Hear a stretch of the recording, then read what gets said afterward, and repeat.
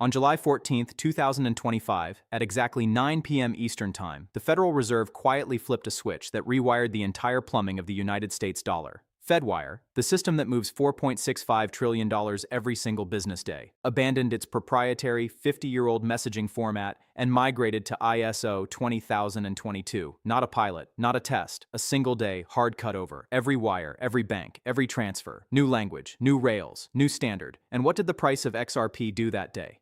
Almost nothing. A few cents. A shrug. So the crowd did what the crowd always does. They declared it a nothing burger. They called the analysts who pointed to this date Moon Boys. They moved on to the next narrative, the next date, the next distraction. But here is the part that should make the hair on the back of your neck stand up.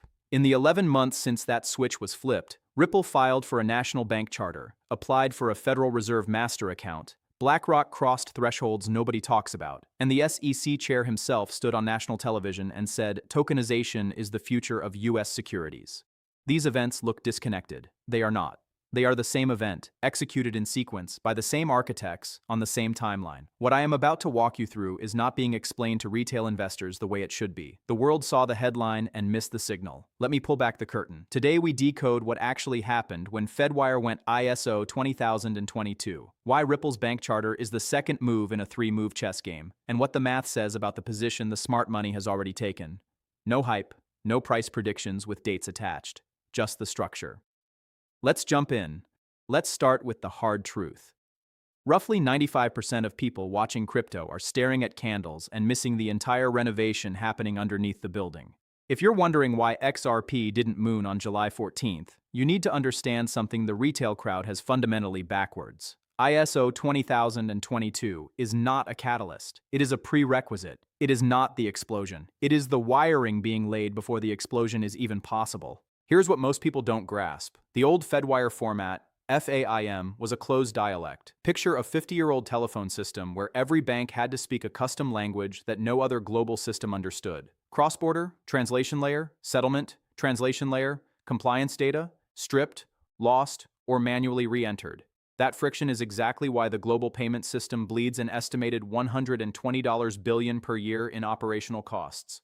ISO 20022 changes the language of money itself. It is the universal grammar. SWIFT is on it. SEPA is on it. The Bank of Japan is on it. The Bank of England is on it. And as of July 14, 2025, the United States Federal Reserve is on it. For the first time in human history, every major payment rail on Earth speaks the same machine-readable language. Now ask yourself the question the crowd refuses to ask. Why does this matter for XRP specifically? Because the XRP ledger was architected from day one to be ISO 20022 native. It is not retrofitted, it is not adapted, it is compliant by design. So is RLUSD. So is Ripple payments. So is the on-demand liquidity corridor. You see, retail investors look at this and ask, where's my pump? But financial institutions, they ask a different question entirely. They ask, now that every dollar moving through the Fed speaks the same language as the XRP ledger, what is the marginal cost of plugging the two together? And the answer to that question, the one the math gives you, is approaching zero. David Schwartz didn't build this ledger to be a meme. Brad Garlinghouse didn't acquire Hidden Road for $1.25 billion to compete in retail trading apps. They built the bridge. The Fed just paved the road that connects to it. Let's do the math.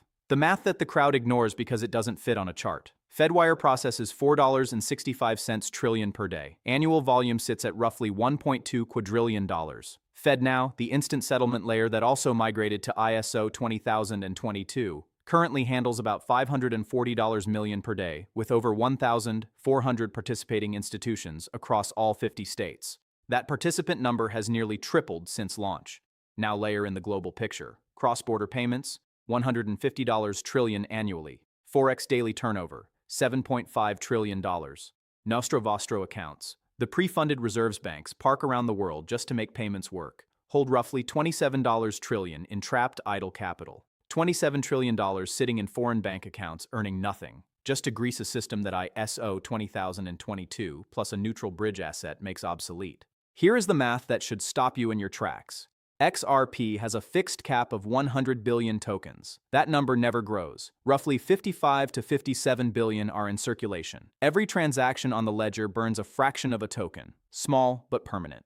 Every escrow release, 1 billion per month, is mostly relocked. Exchange reserves of XRP are sitting near multi-year lows, according to on-chain data from Glassnode and CryptoQuant. The float is shrinking, quietly, every single day. Now run the capture scenario. If XRP captures just 2% of the $150 trillion cross-border payments market, that is $3 trillion in annual settlement volume flowing through a fixed cap asset with declining liquid supply. If it captures just 1% of the $27 trillion in Nostro Vostro reserves, that is $270 billion in capital that no longer needs to sit idle. It can be replaced by on-demand liquidity through XRP. Think about what that does to required token velocity. To move $3 trillion through a token, the price has to rise to a level where each unit can carry enough value to make the settlement efficient.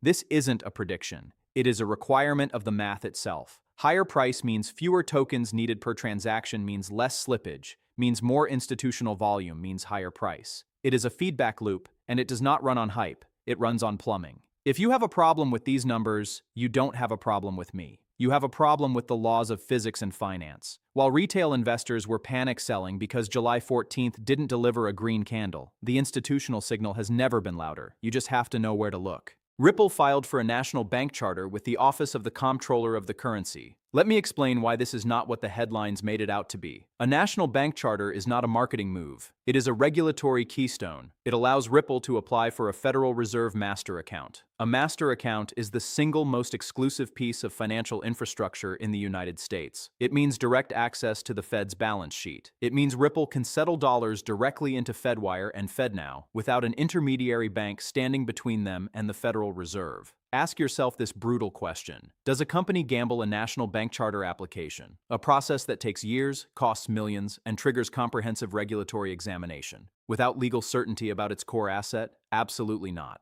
They don't gamble. They position. Now stack the rest. Ripple acquired Hidden Road for $1.25 billion, a prime brokerage clearing $3 trillion annually across 300-plus institutional clients. They acquired G Treasury to embed XRP rails directly into corporate treasury operations at the world's largest companies. They acquired Standard Custody to handle the compliance side of institutional digital asset holdings. These are not crypto company moves. These are the moves of an entity assembling the full stack of regulated financial infrastructure: brokerage, custody, banking, treasury, all denominated and settled through a single neutral bridge asset. Look at the FedNow participant list. Inside that growing roster of 1,400-plus institutions are dozens of Ripple partners and customers. Banks already integrated with Ripple payments, already using on-demand liquidity, already running pilots with RLUSD. The Fed didn't just pave a road, they paved it directly through Ripple's existing network. And then there is what Paul Atkins, the SEC chair, said on national television. Tokenization is innovation. The agency is committed to advancing it. Regulation by enforcement is over. That single statement removes the legal risk premium that has kept the largest pools of capital on Earth, pension funds, sovereign wealth, insurance reserves, sitting on the sidelines for 3 years. This isn't retail FOMO. This is calculated positioning by market makers, custodians, and central banks who already know what is on the other side of the door. If you've made it this far, you're already in the top 5% of people who actually understand what's being built. Hit subscribe, drop the word bridge in the comments so I know who's paying attention, and let's continue. Because the next section is the one nobody else is connecting. Forget July 14th. That date was the starter pistol, not the finish line. Here is the sequence that is now locked in. The Digital Asset Market Clarity Act is grinding through Congress with bipartisan momentum that did not exist 18 months ago. When it passes, and the institutional positioning suggests it is treated as a when, not if, it provides the final piece of structural certainty for tokenized securities and digital asset settlement on U.S. rails. Ripple's national bank charter decision sits in the OCC pipeline. The master account application follows. Once granted, Ripple becomes a direct Fed participant, not a customer of a bank, but a peer to JP Morgan and Citi inside the settlement system itself. The SEC's tokenization framework is being actively built. Atkins didn't speak in hypotheticals. He spoke in present tense. The infrastructure for tokenized U.S. equities, a market worth over $50 trillion, is being constructed in parallel with the payment rail upgrade. And the global side keeps tightening. The Bank of Japan, the ECB, the Bank of England, the Reserve Bank of Australia, all on ISO 20022, all watching the United States complete the loop. When the US clarity arrives, the international corridors that have been quietly running in pilot mode flip from pilot to production. When that switch flips, the wait-and-see money becomes the all-in money. The risk premium that justified XRP trading at current levels vanishes overnight. And there is no warning bell. There is no email. The repricing happens in the gap between Friday's close and Monday's open. We are moving from an era of abundance to an era of scarcity, and almost no one is pricing this in. Track the on-chain data. Exchange reserves of XRP are at levels we have not seen in years. Tokens are moving from hot wallets on Coinbase and Binance into cold storage, institutional custody addresses, multi-signature vaults, qualified custodian accounts. Once a token enters one of those vaults, it does not come back to market for a 10% profit. It is gone. It is part of a balance sheet now. It is collateral. It is treasury reserve. It is locked behind compliance walls and board-level approval processes. Meanwhile, Ripple's escrow continues to release 1 billion XRP per month, but the data shows that the overwhelming majority is relocked immediately. The real net new supply hitting the market is a tiny fraction of what the headlines suggest, and the demand side, the institutional demand side, is just beginning to wake up to a fully ISO-compliant, regulatorily clarified United States dollar rail. Here is the part nobody wants to say out loud. The institutions have spent years trying to shake you out so they can take your position. The endless red candles, the XRP is dead headlines, the recycled FUD. That was not market noise. That was psychological warfare designed to convert iron hands into exit liquidity, to fund the entry of the informed with the panic of the confused. When the final switch is flipped, and the sequence I just described tells you exactly which switches are left, the door does not close slowly, it slams. The retail entry point at current levels disappears not because of a pump, but because the available float at this price simply no longer exists. I know it's tough to watch sideways action while every other asset class seems to be running. I know the headlines manufacture fear. I know the comment sections are full of people declaring this thesis dead. But as an analyst, I'm trained to distinguish between noise and signal. The noise is the price chart on a Tuesday afternoon. The signal is a 50-year-old payment rail being rewired to speak the same language as the XRP ledger. The noise is a YouTube thumbnail with a rocket emoji. The signal is a $1.25 billion acquisition of a prime broker clearing $3 trillion a year. The noise is a tweet from an influencer. The signal is the SEC chair on national television, declaring tokenization the future and regulation by enforcement dead. Being early feels exactly like being wrong, right up until the moment reality catches up. And reality in this case is not catching up in the form of a tweet or a pump. It is catching up in the form of regulatory filings, bank charter applications, master account requests, and quiet acquisitions of compliance infrastructure. The question is not whether the thesis is correct. The math, the filings, and the policy statements have already answered that. The question is who will still be holding when the repricing happens. The question is whether you can sit through the silence of the predator before the strike. Price is a distraction. Structure is the reality.